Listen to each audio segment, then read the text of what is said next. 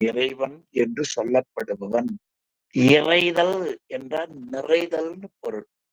உயிருடைய பொருள், உயிரற்ற பொருள் ரெண்டிலேயும் அவன் நிறைந்திருப்பதால் அது இறைவன் என்று அவருக்கு பெயர். மணிவாசக பெருமான் அஞ்செழுத்து மந்திரத்தை சொல்லி அவனே குருவாக வந்தான். அவன்தான் ஏகன், அவன்தான் அநேகன், அவன்தான் இறைவன் என்று முதல்ல சொல்லுகிறான்.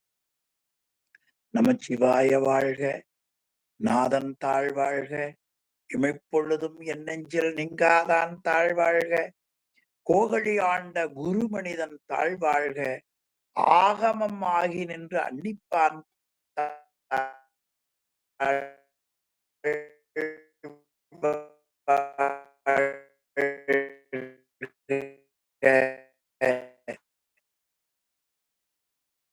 அவர்தான் ஏகன் அநேகன் இறைவனாக இருப்பவன்.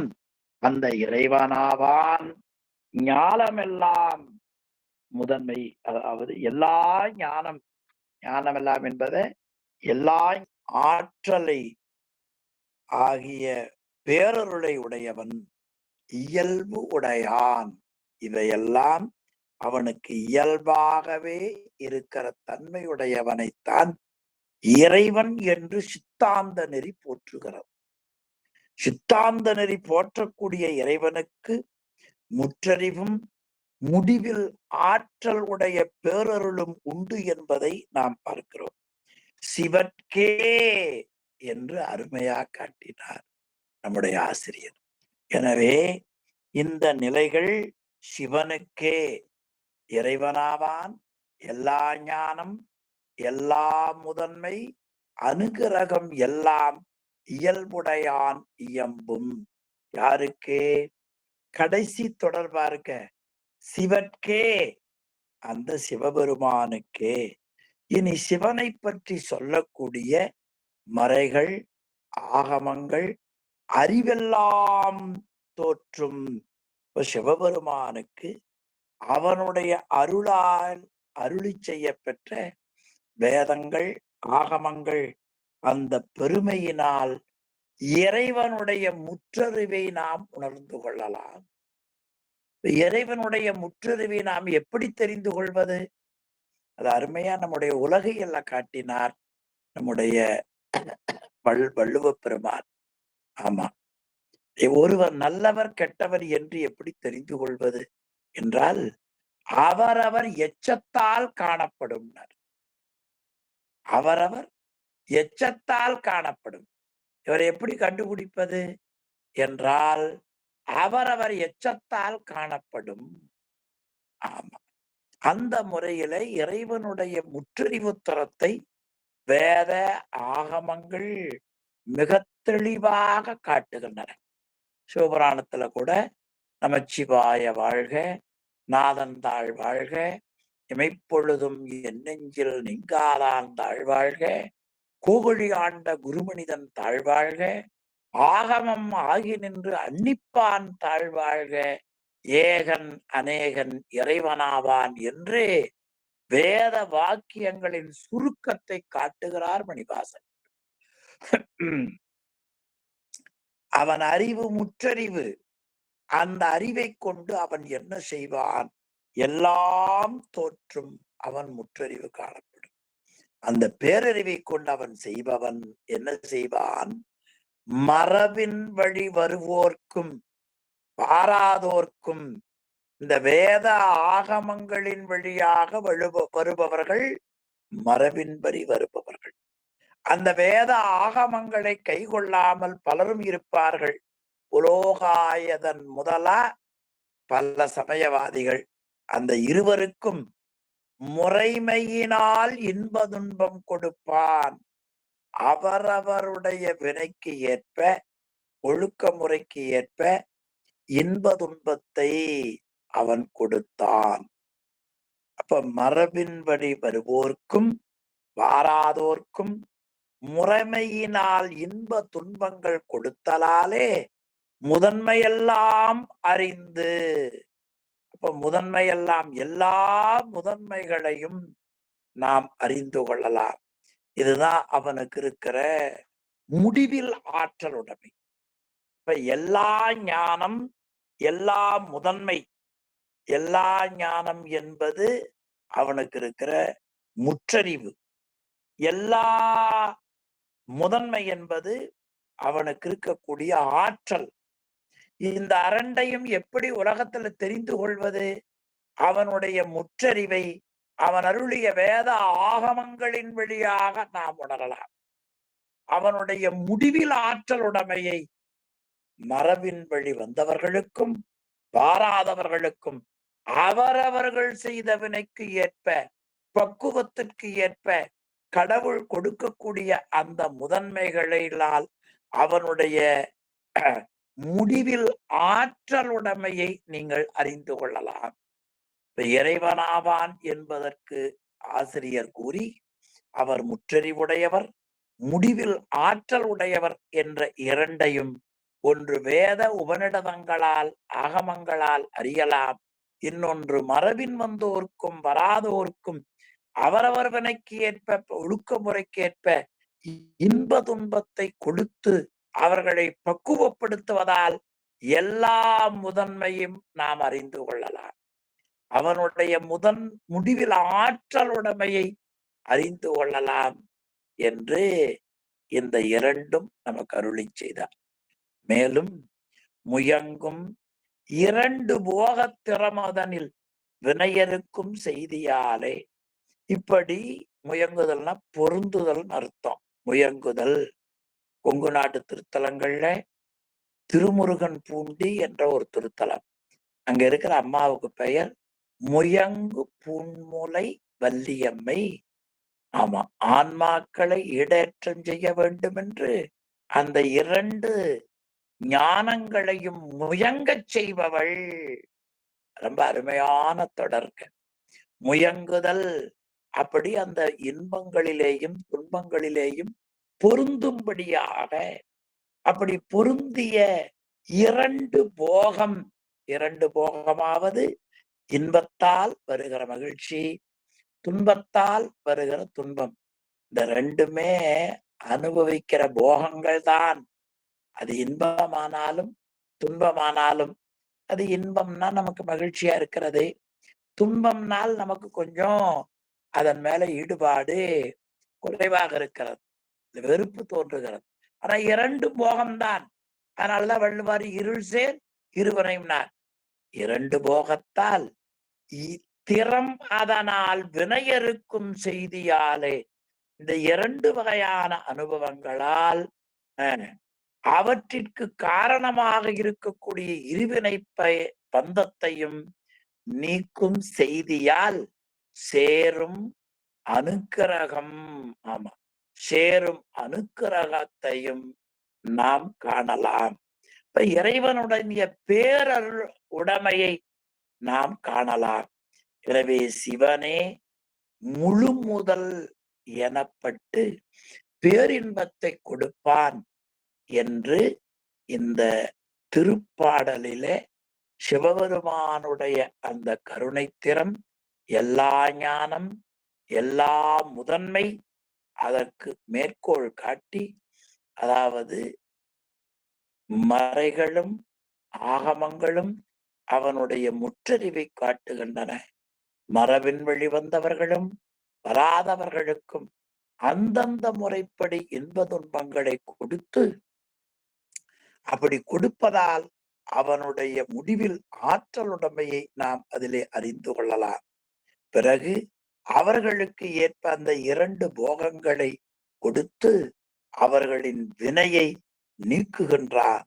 அப்படி வினையை நீக்கி உயிர்கள் பேரானந்தத்தை அனுபவிக்க வேண்டும் என்று எண்ணக்கூடிய ஒரே தலைவன் சிவபெருமான் ஒருவர்தான். எனவே அவரது பேரருளை நீங்கள் உணர்ந்து கொள்ளலாம். இப்போ ஒன்று பேரருளை உணர்தல், இன்னொன்று முடிவில் ஆற்றலுடைமை அறிதல், இன்னொன்று முற்றறிவை உடைதல். அவனுடைய முற்றறிவை எதனால் தெரிந்து கொள்ளலாம்? அவனே அருளிய வேத ஆகமங்களினால் தெரிந்து கொள்ளலாம். அவனது முடிவில் ஆற்றலுடைமை எப்படி தெரிந்து கொள்ளலாம்? வேதத்தை ஒப்புக்கொள்ளுபவர்கள் ஒப்புக்கொள்ளாதவர்கள். இந்த 2 பேருக்கு இன்ப துன்பங்களை வினைக்கு ஏற்ப கொடுக்கிற ஒரே நியதித்தன்மை இருக்குது பாருங்கள்.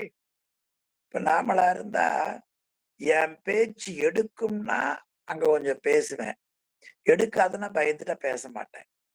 ஆனா சிவபெருமான் அப்படி கிடையாது. அவருடைய நன்மை கருதி எந்த பெரிய ஆன்மாவையும் ஒழுங்குபடுத்துகிற வல்லமை, அந்த வல்லமையைத்தான் முடிவில் ஆற்றலுடைமை என்று நம்முடைய பெரியவர்கள் காட்டினார். எண்ணி பாருங்கள். எனவே அந்த முடிவில் ஆற்றலுடைமை எப்படி தெரிந்து கொள்ளலாம்?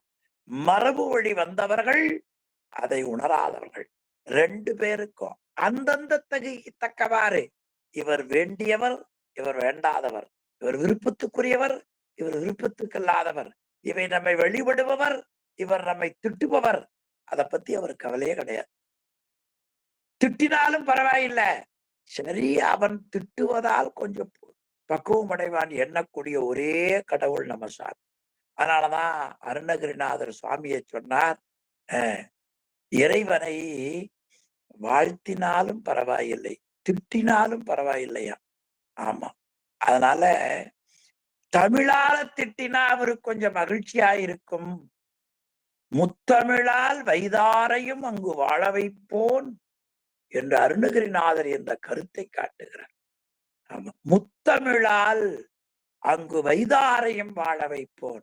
நீங்க தமிழுக்கு மட்டும் ஏற்றமில்லை, எந்த ஒரு அன்பு மொழியில நீங்கள் பேசினாலும், அதை திட்டினாலும் பெருமான் கருணையோடு ஏற்றுக்கொள்பவன். இதுதான் அவனது முடிவில் ஆற்றலுடைமை. இதன் பிறகு அந்தந்த ஆன்மாக்களுக்கு அந்த இன்ப துன்ப அனுபவங்களை கொடுத்து வினையை முழுவதுமாக நீக்குகிறான். அப்படி நீக்குவதற்கு காரணம் அவனது பேரருள் உடைமை. அப்ப 3 சொல்லி இந்த 3ஐயும் உணர்ந்து கொள்வதற்குரிய இடத்தையும் ஆசிரியர் நமக்கு காட்டியிருப்பதை நாம் பார்க்கிறோம். எனவே இந்த முறையில பரமசிவன் அருளிய வேத ஆகமங்களை படித்து பார்க்கிற பொழுது அவனுடைய முற்றறிவு திறனை நீங்கள் தெரிந்து கொள்ளலாம்.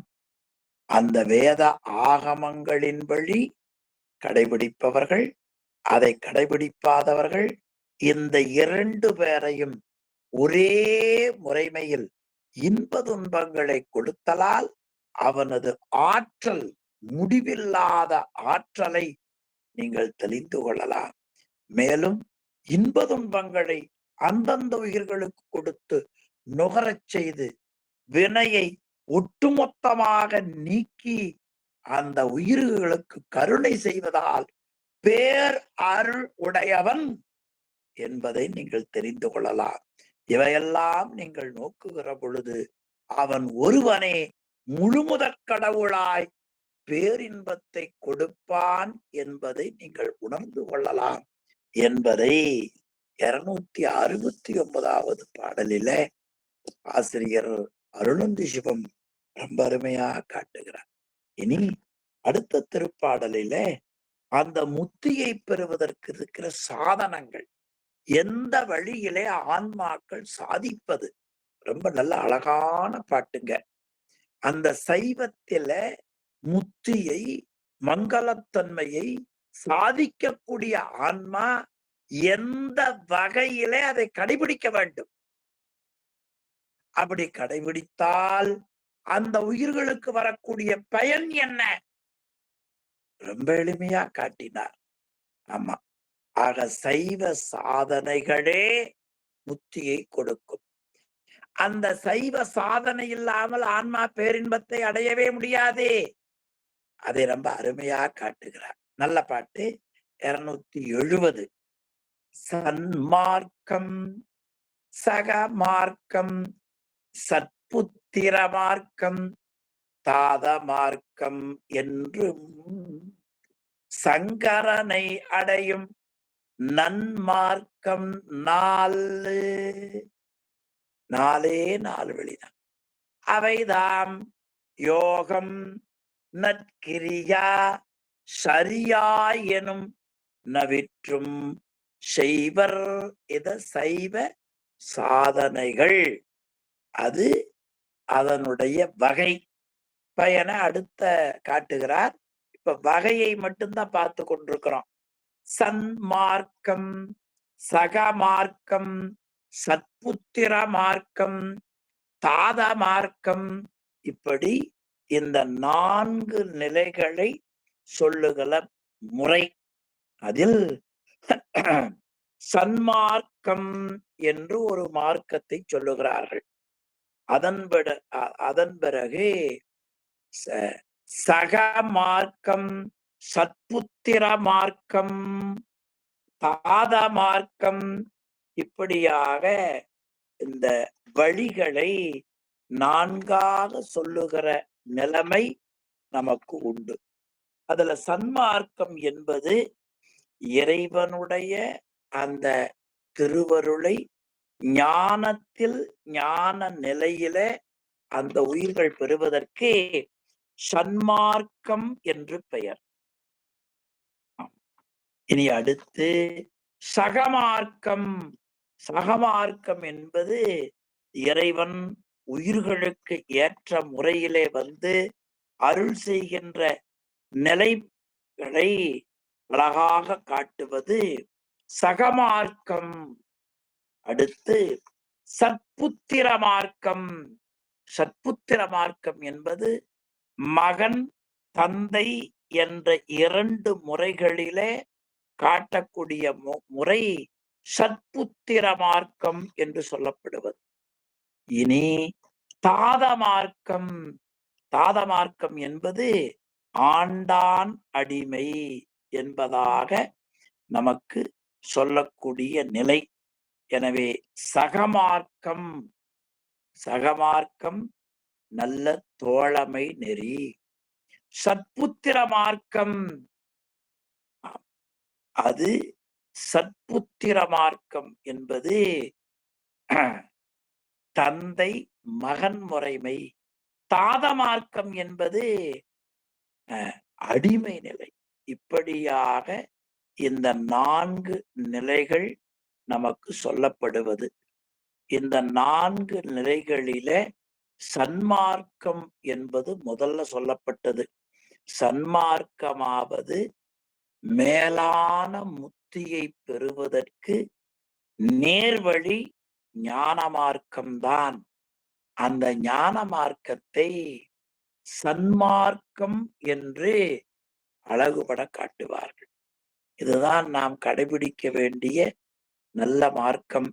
அதனால் அதற்கு சன்மார்க்கம் பின்னால நம்முடைய வடலூர் ராமலிங்க அடிகளார் வந்த பிறகு அதை நாம் சன்மார்க்கம் என்பதை அது ஏதோ அது தனி மார்க்கம் என்பதாக நாம் எண்ணுகின்றோம். அது சன்மார்க்கம் என்பது இறைவனை அடைவதற்குரிய ஞான நிலை. அந்த ஞான நெறிதான் சன்மார்க்கம் என்று சொல்லப்படுவது.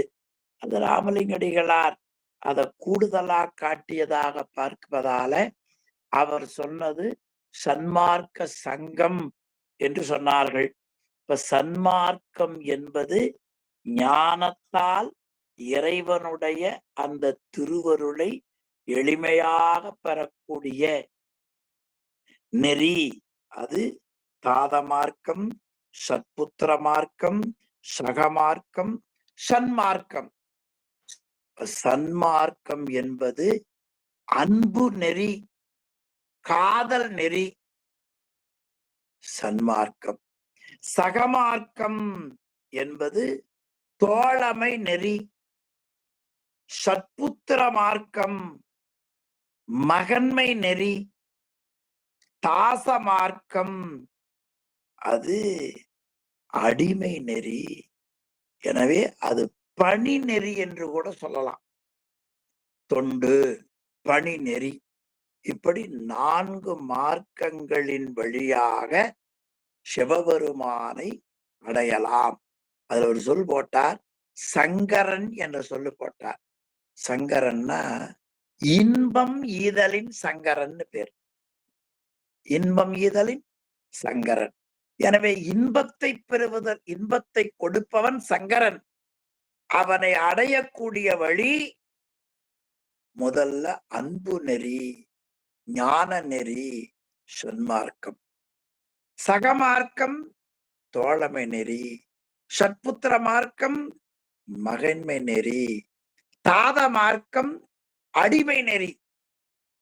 இந்த 4ம் சந்தானக்குறவர் சமயக்குறவர்கள் 4 பேரை ஒருவர் சன்மார்க்கம், ஒருவர் சகமார்க்கம், ஒரு சத்புத்திர மார்க்கம், ஒருவர் தாத மார்க்கம் என்று சொல்லுவார்கள்.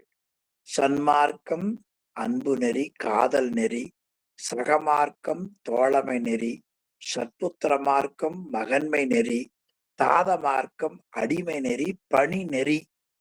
இந்த 4ம் 4 பேருக்கு சொல்லுகிற ஒரு பழக்கம் சில அறிஞர்கள் சொல்லுகிறார்கள். ஆனால் நன்கு சிந்தித்தால் ஒருவர் ஒரு நெறியை நாம சொல்றதில்லை. 4 பேருக்கு 4 நெறி உண்டு. 4 பேரும் இந்த 4 நெறியில தான் நின்றார்கள். 4 நெறியாவது அடிமை நெறி.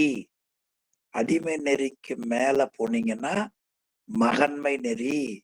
மகன்மை நெறிக்கு மேல போனீங்கன்னா தோழமை நெறி. தோழமை நெறிக்கு மேல போனீங்கன்னா அன்பு நெறி. இந்த 4 பேர் ஒருத்தரும் 4 நின்றவர்கள்.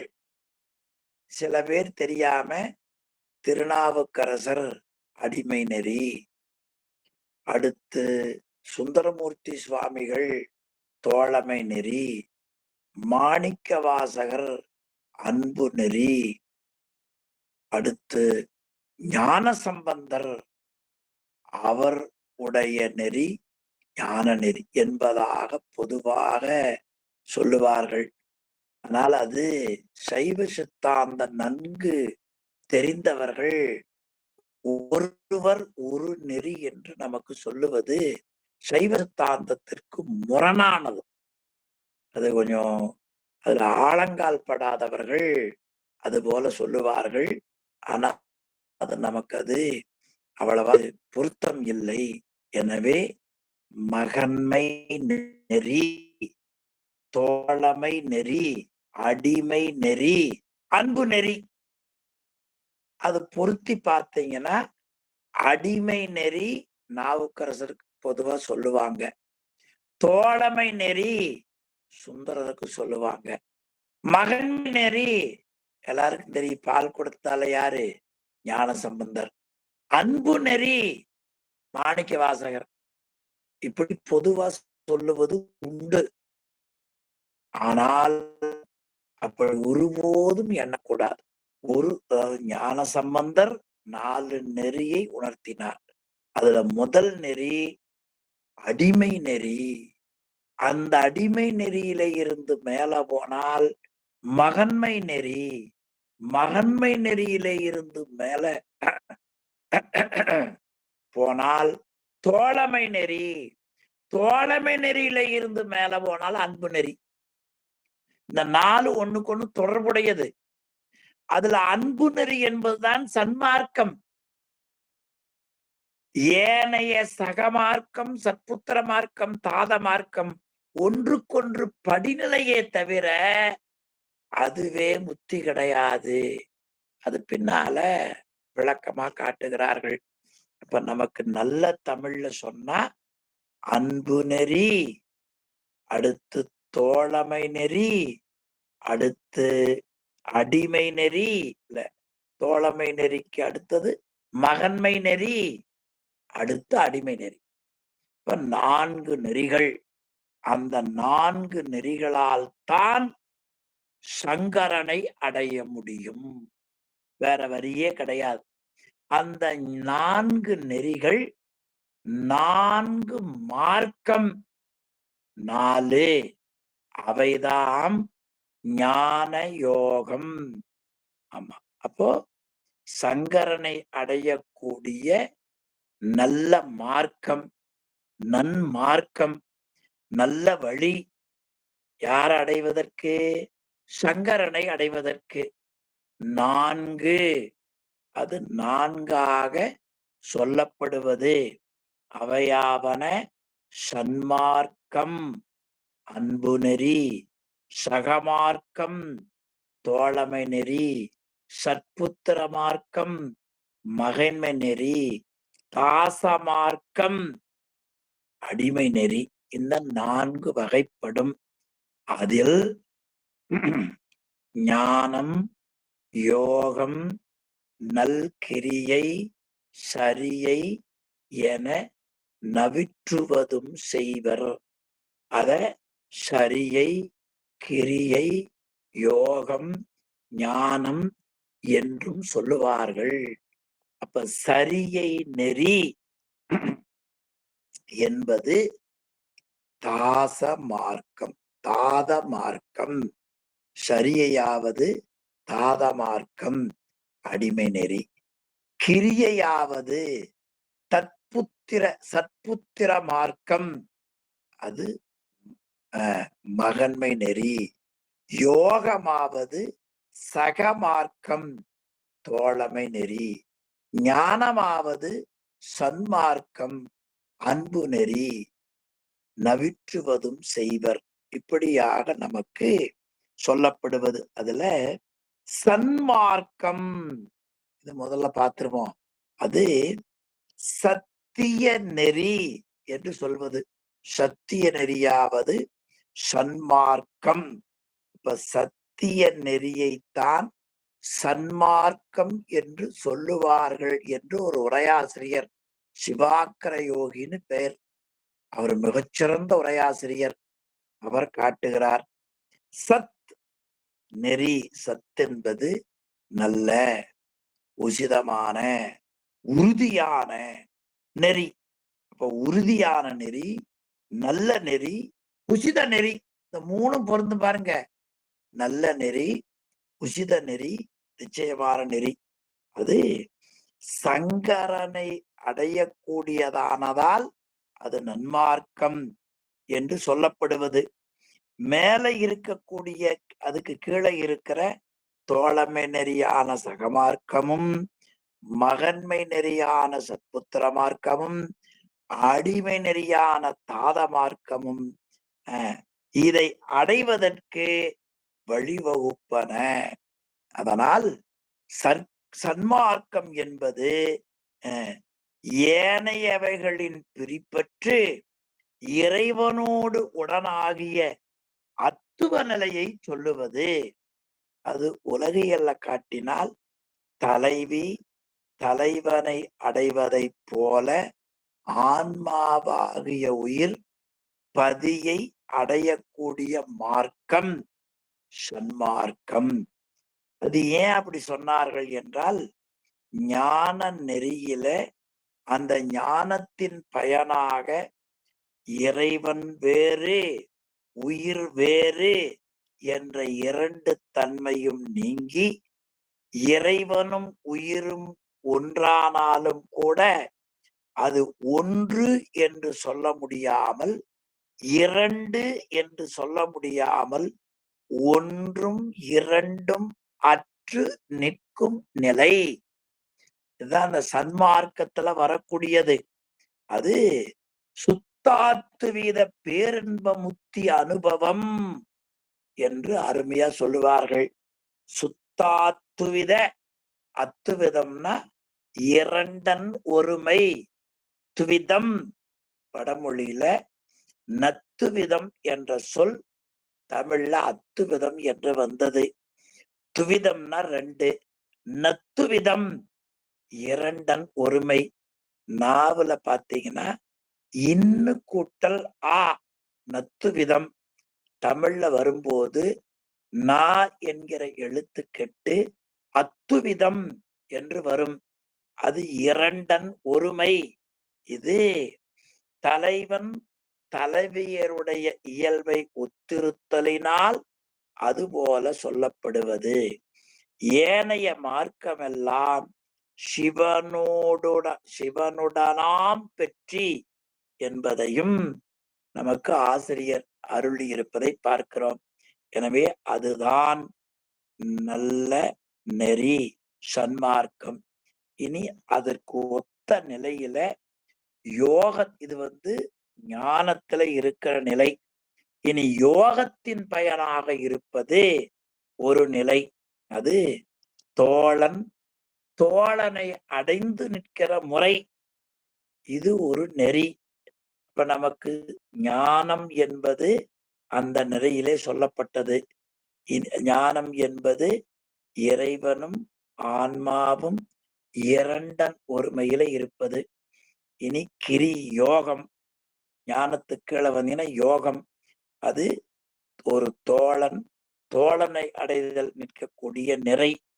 இனி கிரியை, அந்த கிரியை என்பது மைந்தர் தந்தையை சார்ந்து நிற்கக்கூடிய முறை.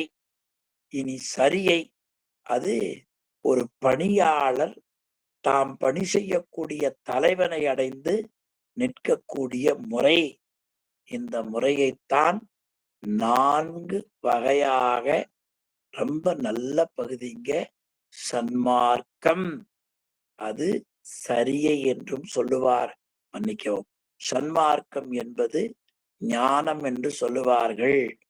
அந்த சன்மார்க்கத்தை அன்பு நெறி என்று சொல்லப்படும். அடுத்து சகமார்க்கம், அது தோழமை நெறி, அது யோகம் என்று சொல்லுவார்கள். சத்புத்திர மார்க்கம், அது மகன் தந்தை முறை, மகன்மை முறை, அது கிரியை என்று சொல்லுவார்கள். தாத மார்க்கம், அது அடிமை நெறி, அது சரியை என்றும் சொல்லுவார்கள். இந்த 4 நெறிகளிலேதான் சுந்தரனை அடைய முடியும். அதற்கு ஏற்ப சரியை, கிரியை, யோகம், ஞானம் 4. சரியை, கிரியை, யோகம், ஞானம். நல்ல தமிழ்ல சீலம், நோன்பு, செறிவு, அறிவு. சீலம் சரியை, நோன்பு கிரியை. சீலம், நோன்பு, செறிவு யோகம், அறிவு ஞானம். இந்த 4 நெறி. இதில் சரியை, கிரியை, யோகம், ஞானம் என்பதை பிறகு நாம் பொதுவாக வைத்துக் கொள்வோம். சரியை என்பது இறைவனுடைய கோவிலுக்கு போய் சீமார் எடுத்து கூட்டுதல். அது விரிவா பிறகு பார்ப்போம். கிரியை என்பது இறைவனை பூஷித்தல்.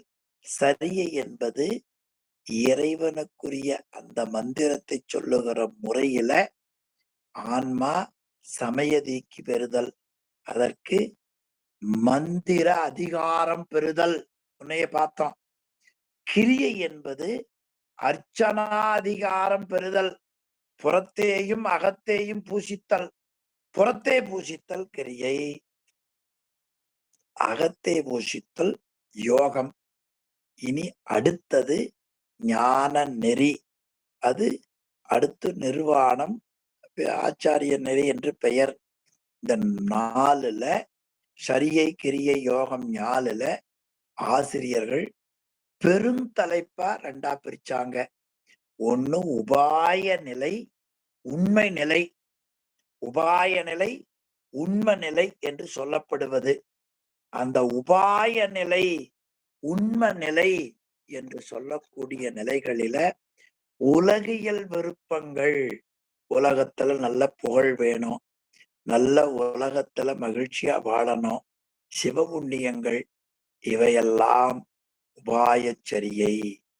இனி மீதூர்ந்த அன்பின் காரணத்தால் இறைவனுடைய திருவடியை போய் சேர வேண்டும் என்று செய்வது உண்மை நிலை. அதுல சரியை, கிரியை, யோகம், ஞானம். சரியை என்பது அது தாச மார்க்கம், அடிமை நெறி. கிரியை என்பது நமக்கு சத்புத்திர மார்க்கம், மகன்மை நெறி. யோகம் என்பது சகமார்க்கம், தோழமை நெறி. ஞானம் என்பது சன்மார்க்கம், அன்பு நெறி. இது எடுத்த உடனே அந்த பணிக்கு வராது. இத 4ஆ பிரித்தாங்க. 1 சரியை, கிரியை, யோகம், ஞானம். சரியையிலேயே சரியையில் சரியை, சரியையில் கிரியை, சரியையில் யோகம், சரியையில் ஞானம். இனி அடுத்து கிரியையில் சரியை, கிரியையில் கிரியை, கிரியையில் யோகம், கிரியையில் ஞானம். 12 ஆச்சுங்களா? ஆமா. இல்ல. 4 4 8 ஆச்சு.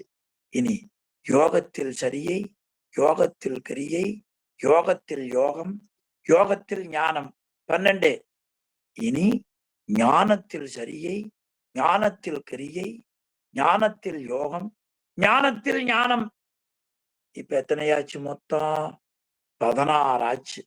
இந்த 16ம் உபாயத்தில் சரியில் சரியை, சரியில் கிரியை, சரியோகம், சரியில் ஞானம். உபாயத்தில் கிரியில் சரியை, கிரியில் யோகம், கிரியில் யோகம், கிரியில் ஞானம். உபாயத்தில்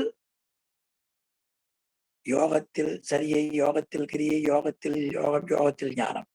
உபாயத்தில் ஞானத்தில் சரியை, ஞானத்தில் கிரியை, ஞானத்தில் யோகம், ஞானத்தில் ஞானம். எத்தனையாச்சு மொத்தம்? இங்க பார்த்தா 16 நிலைப்பாடுகள். அதுல உண்மை, உபாயம். இனி உண்மை என்று வைத்துக் கொண்டால் அந்த உண்மையில் சரியை, கிரியை, யோகம், ஞானம் என்று சொல்லப்படுவது. எனவே சரியை, கிரியை, யோகம் 16. அது உபாயத்துல 16, உண்மையில் 16. மொத்தம் எத்தனையாச்சு? 32. இந்த முறையாக நமக்கு இந்த வழி, இறைவனை அடையக்கூடிய வழி நமக்கு சொல்லப்படுவது ஆகும். இந்த முறையில நமக்கு ஞான யோக நற்சரியை கிரியா சரியை என்று பாடல்ல நமக்கு காட்டுகிறார். ஞான யோக நற்கிரியா சரியை என நவிற்றுதும் செய்வர். இப்ப சரியை எனப்படுவது அடிமை பண்புல நின்று, தாத மார்க்கத்துல நின்று, வெளியே புறத்தே சிவபெருமானுடைய உருவத் திருமேனியை நோக்கி செய்யக்கூடியது. கிரியை என்பது அதாவது மகன்மை நெறி, சற்புத்திர மார்க்கத்தில புறத்திலேயும் அகத்திலேயும் சிவபெருமானுடைய அருவுருவத் திருமேனியை நோக்கி செய்யக்கூடியது. இனி யோகம் என்பது சகமார்க்கம், தோழமை நெறியில அகத்துல மட்டும் சிவபெருமானுடைய அருவுருவத் திருமேனியை நோக்கி செய்யக்கூடியது. இனி ஞானம் என்பது சன்மார்க்கம், புறம் அகம் இந்த ரெண்டும் இன்றி அறிவு தொழில் மாத்திரையால் யானே உருவம், அருவுருவம், அருவம் என்று 3 வகையான திருமேனிகளையும் கடந்து அகண்டாகார நித்திய வியாபக சத்தியானந்த பிளம்பாக இருப்பவன். அப்ப அகண்டாகார நித்த வியாபக சத் சிதானந்த பிளம்பாக இருக்கக்கூடிய அந்த பெருமானை வழிபடுவதுதான் நமக்கு கடைசியாக சொல்லக்கூடிய ஞான நெறி. அப்ப இந்த 4 உபாயம் உண்மை 2. அதுல உபாயம் என்பது நல்ல புகழ், உலக பயன் ஆகியவற்றை செய்யக்கூடிய சிவபுண்ணியங்கள் உபாயச்சரியை. இனி பக்தி காரணமாக செய்யக்கூடிய சிவபுண்ணியங்கள் அவை உண்மைச்சரியை முதலியுள்ள சொல்லப்படுவது. இந்த 2ம் 4 4 என்று 16, 4 4 16 என்று 32 வகைப்படும் என்று ரொம்ப விரிவாக நம்ம காட்டுகிறார். இதுல சரியையில் சொல்லப்படக்கூடிய 4, கிரியையில் செல்லக்கூடிய 4, யோகத்தில் செய்யக்கூடியது, ஞானத்தில் ஞானம். அந்த விரிவுகளை நாம் இன்னும் விரிவாக பார்க்கலாம். அதுல முதல்ல சொல்லப்படுவது சரியையில் சரியை. சரியையில் சரியாவது சிவபெருமான் எழுந்தருளி இருக்கிற கோவிலுக்கு சென்று கோவிலை கூட்டுதல், கோவில் மெழுகுதல், இதெல்லாம் சரியையில் சரியை. இனி அம்மையப்பராக இருக்கக்கூடியவர், விடையின் மேலே வரக்கூடியவர், கல்யாண சுந்தனர், இப்படி வரக்கூடிய 25 மூர்த்தங்கள்ல ஏதேனும் ஒருவர் விநாயகக் கடவுள் முதலாக ஆவரண மூர்த்திகள்ல ஒருவரையாவது பூசித்தல் சரியையில் கிரியை என்று சொல்லப்படும். இனி நெஞ்சில, அதாவது ஆவரணம் என்பது பரிவாரம்னு பேர். அந்த உருத்தர கடவுளை தியானம் செய்தல் சரியையில் யோகம். இந்த தியான பாவனையின் உரைப்பால் நிகழக்கூடிய அனுபவ அறிவு சரியையில் ஞானம். அதை எப்படி பிரித்து வச்சாங்கன்னு பாருங்க. மிகப்பெரிய சிவா அனுபவத்தால் தான் இதை பிரிக்க முடியும். இனி கிரியையில் சரியை, அது என்ன என்று கேட்டால், கிரியையில் சரியை முதலாம் 4: கிரியில் சரியை, கிரியில் கிரியை, கிரியில் யோகம், கிரியில் ஞானம். சிவபூஜைக்கு தேவைப்படக்கூடிய உபகரணங்களை எல்லாம் செய்து தயார் பண்ணுதல் கிரியையில் சரியை. இனி அந்த சிவபூஜைக்கு தேவைக்கூடிய துணைக்கருவிகள் சிவாகமங்கள்ல சொல்லபடி பூத சுத்தி, மந்திர சுத்தி, திரவிய சுத்தி, ஆன்ம சுத்தி, சிவலிங்க சுத்தி, இந்த 5ம் முன்னாக செய்து சிவலிங்க வடிவில் செய்யக்கூடிய பூசனை கிரியையில் கிரியை. அப்படின்னு அந்த சுத்தி எல்லாம் என்னன்னு கேக்குறீங்களா? அடுத்து விரிவா வரும். அதுக்கு முன்னாடி ஒரு தொகுப்பு ரொம்ப அருமையா பார்க்கலாம். இனி உள்ளத்துக்குள்ள பூசை, வேள்வி, தியானம், இந்த 3க்கும் 3 இடம். அது பின்னால் அடுத்த பாட்டுல காட்டுகிறார். அது கிரியையில் யோகம். அந்த 3, ஒன்று இதயத்தானம், இன்னொன்று உந்தி. உந்தியில இருந்து இதயம், புருவனடு, இந்த இடங்கள்ல வைத்து அந்தந்த முறையில அனுபவிக்கூடிய அந்த உணர்வுக்கு கிரியையில் ஞானம் என்று பெயர். இனி யோகத்தில் சரியை, அது இயமம், நியமம், ஆசனம், பிராணாயாமம், இந்த 4ம் யோகத்தில் சரியை. இனி மிச்ச 4: பிரத்யாகாரம், தாரணை, யோகத்தில் கிரியை. தியானத்துல அது தியானம் செய்வது, யோகத்தில் யோகம், சமாதி யோகம், ஞானம்.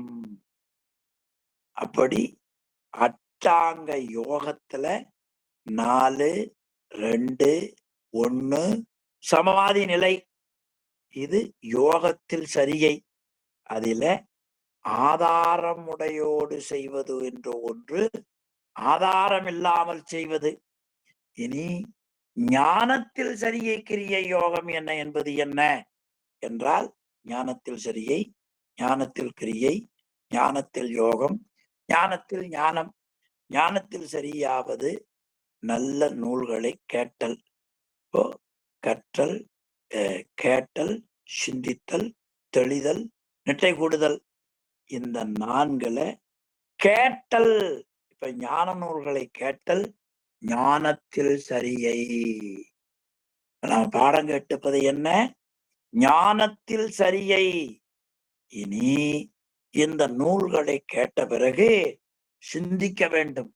ஒருவராகவோ இருவராகவோ திருக்கூட்டமா சேர்ந்தோ சிவனை பற்றி சொன்னார்களே, நூல்கள் கூறுகின்றதே என்று சிந்தித்தல் ஞானத்தில் கிரியை. இனி இது இந்த உண்மை உடையது என்று தெளிதல் ஞானத்தில் யோகம். இனி அதுல நிட்டை கூடுதல் ஞானத்தில் ஞானம். இந்த நிலையில சிவனடியாரையும் சிவலிங்க பெருமானையும் அன்போடு வழிபடுதல், மெய்யன்போடு வழிபடுதல், ஞானத்தில் சரியை.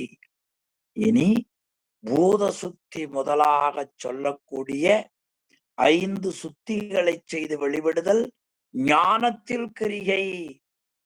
இனி ஞானத்தில் யோகம் என்று சொல்லுவது இறைவனுடைய அருள். அதாவது யான் எனது என்ற செருக்கற்று அருளோடு கூடி அந்த அருளேயாய் நிற்றல், அது ஞானத்தில் ஞானம். அப்ப அருளோடு நிற்றல் ஞானத்தில் யோகம்.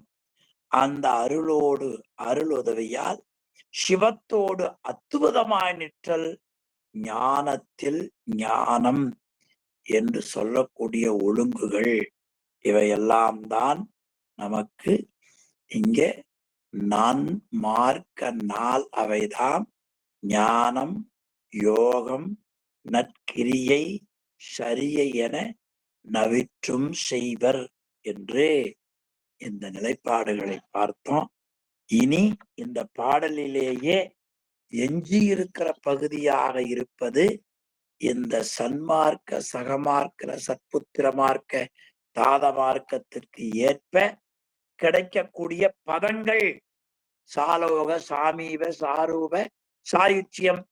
அதை அடுத்த வகுப்பில நாம் இன்று பார்த்த பகுதி ரொம்ப உயர்ந்த பகுதி.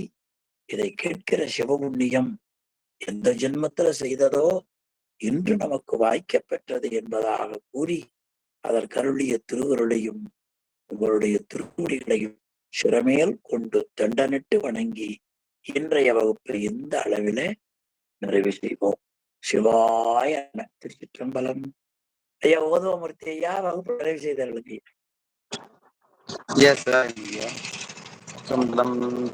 வாழ்க அந்தணர் வானவரானினம் வீழ்க தள் பூனல் வேந்தனும்